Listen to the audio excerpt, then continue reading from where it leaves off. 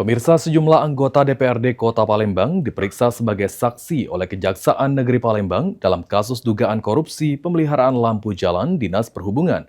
Penggiat anti korupsi Sumsel Kamaki Sumatera Selatan menilai pemanggilan tersebut menjadi langkah penting untuk mengungkap pihak-pihak yang diduga terlibat dalam perkara tersebut.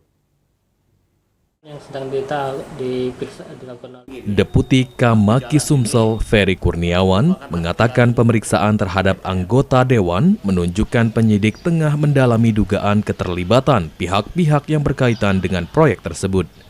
Proyek lampu jalan merupakan aspirasi yang berasal dari usulan masyarakat melalui anggota DPRD. Kamaki menilai penyidikan tidak boleh berhenti pada organisasi perangkat daerah semata, namun harus menelusuri seluruh pihak yang diduga memiliki keterkaitan.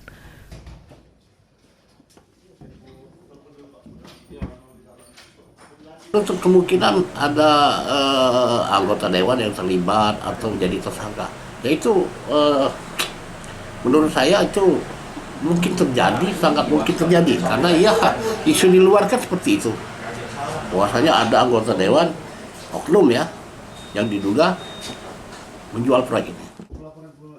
Kamaki Sumsel berharap Kejaksaan Negeri Palembang mengusut kasus dugaan korupsi lampu jalan hingga tuntas dan menetapkan pihak yang bertanggung jawab berdasarkan alat bukti yang cukup.